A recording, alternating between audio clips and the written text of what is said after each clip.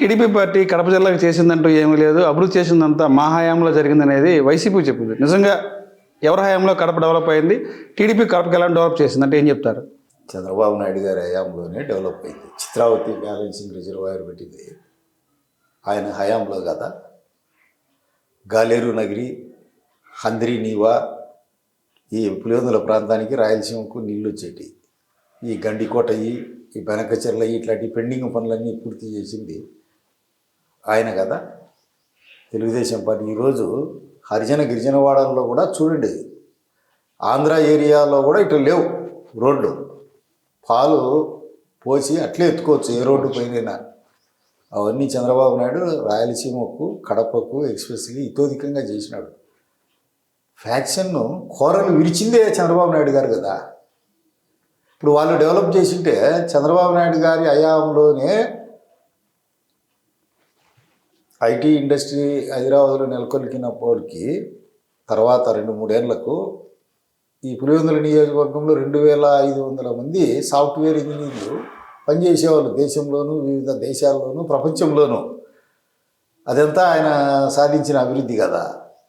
ఈ రోడ్లు ఇవన్నీ ఈయన చేసింది శూన్యం. చేసినాడు ఈయన. జగన్మోహన్ రెడ్డి చేసాడు. ఏం చేసినాడు?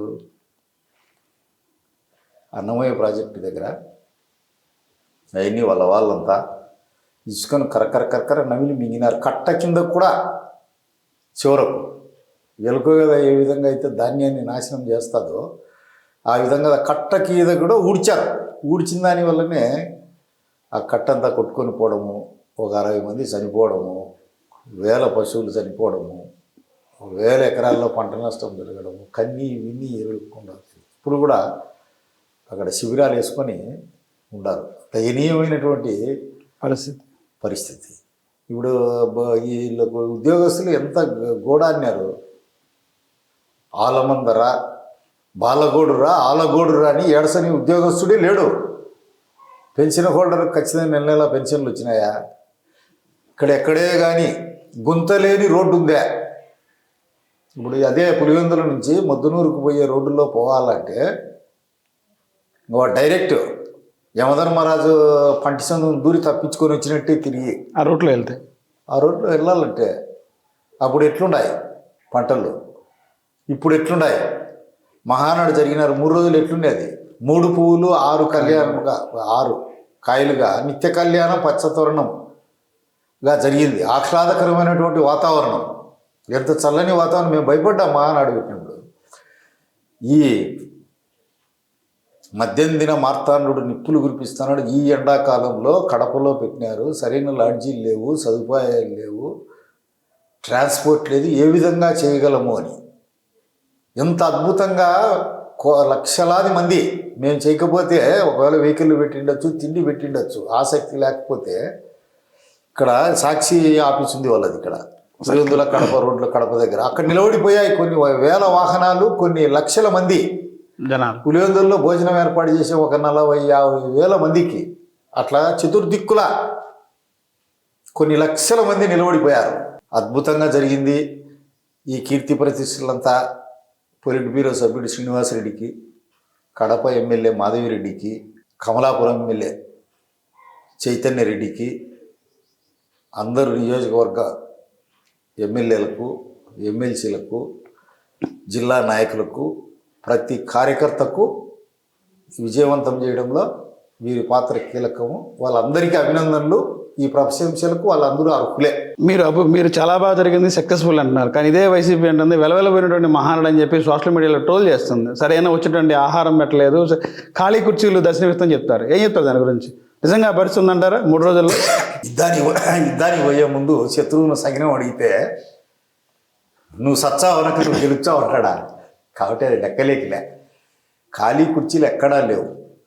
ఇప్పుడు మామూలుగా వాష్రూమ్ల కిందకు పోతుంటారు కదా, 50 ఏళ్ళు పైవన్నీళ్ళు, 60 ఏళ్ళు పైవన్నీళ్ళు, పేషెంట్లు ఇటాలో పోవడం రావడం అంతవరకే.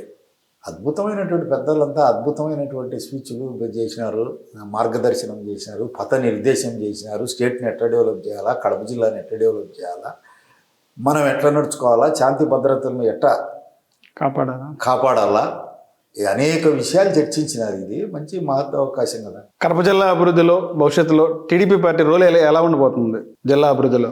కనీ విని ఎరుగని రీతిలో చాలా గొప్ప పాత్ర వహిస్తారు. మాకు చంద్రబాబు నాయుడు అందించినటువంటి మహత్తరమైనటువంటి కానుక 2024 ఎన్నికల తర్వాత ఏమంటే పెమ్మసాని చంద్రశేఖర్.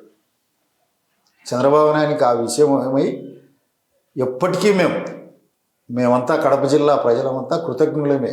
ఎందుకంటే పెమ్మసాని వారు గండికోట పరిపాలకులు జమలమూడి దగ్గర 3 శతాబ్దాలు, దశాబ్దాలు కాదు 300 సంవత్సరాలు కడప జిల్లా జీవితాన్నే కాకుండా విజయనగర సామ్రాజ్య పరిపాలనా కాలంలో ఉండేటువంటి నేలనంతా ఉర్రూత లూగించినారు పెమ్మసాని వంశం.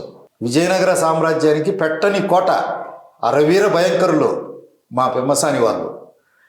ఆషామాషి కాదు, అత్యంత సాహసవంతులు. ఓపారి మీర్ అలీ ఖాన్ అని వచ్చాడు దండయాత్రకు. కొన్ని వందల వేల మందిని చంపేసినారు పిరంగి గుండ్లు పెట్టి.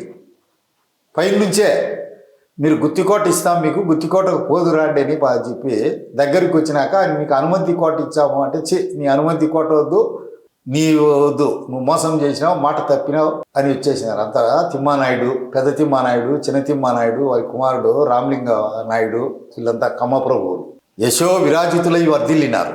ఈరోజు మావాడు, మా కడప జిల్లా వాడు, మా గడ్డికోట రాజవంశీకుడు, మా గడ్డికోట చీఫ్ కమాండర్స్ సామంతరాజులు విజయనగర పరిపాలకుల దగ్గర సర్వసేనాధిపతులు వాళ్ళు వచ్చానారంటే గడగడ గండికోట అంటేనే తమ్మసాని వంశీయులు. ఆ వంశం నుంచి వచ్చినోడు మా పరిపాలకులు, మా ప్రభువులు, మమ్మల్ని పరిపాలించిన వారసుడు వచ్చినాడు. మాకు నిజంగా మా గండికోట రాజులు వచ్చినట్లే ఈరోజు ఉంది. కేంద్ర మంత్రి ఇచ్చినాడు చంద్రబాబు నాయుడు. అంతకంటే మా కడప జిల్లాకి ఏం చేయాలి? కడప జిల్లాలో ఇదే ఫస్ట్ కేంద్ర మంత్రి అవడం.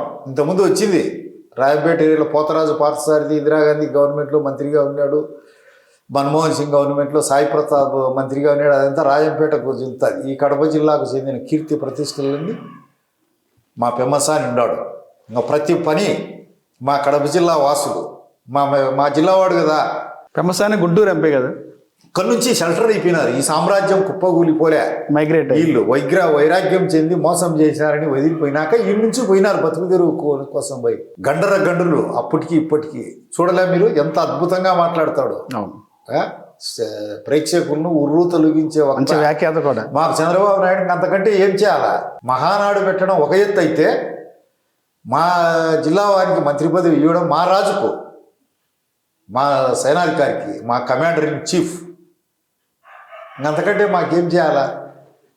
అప్పుడే తెచ్చాడు. గవర్నమెంట్ ఏర్పడేలకు సుమారు 1 నెల 2 నెలలు 3 నెలలు అవుతుంది. అంతా ఫంక్షనింగ్ ఒక 6 నెలలు 5 నెలలే కదా. ఇప్పుడు ఈ సంవత్సరం పేరే సంవత్సరం 108 కోట్లు 120 కోట్లు తెచ్చాడు అప్పుడే మా పులి. మాకు గండికోటకు సామెత కూడా ఉంది.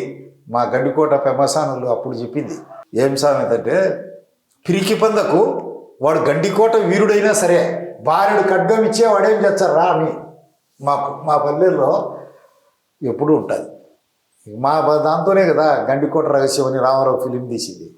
ఆ గాంభీర్యం ఇప్పటికి కూడా చూడు, చెక్కు చెదరని కోటలు, శత్రు దుర్భేద్యమైన కోట. మీకు గుంటూరులో రెడ్డి రాజులు కట్టిన కొండవీడు శత్రు దుర్భేద్యమైన కోట ఎట్లనో మాది అంతకు 10 లక్ష రెట్లు శత్రు దుర్భేద్యమైంది. రాతి నేలల్లో నిర్మించినారు. ఒక పక్క గండి 8-10 కిలోమీటర్లు ఉంటుంది. అందుకే గండి కోట. ఒకవైపు పెన్నా నది, ఒకవైపు ఎత్తైన కొండలు, చుట్టూ చతుర్దిక్కుల ఏ శత్రువు కూడా కన్నెత్తి కూడా చూడలేడు, చూసే పరిస్థితి.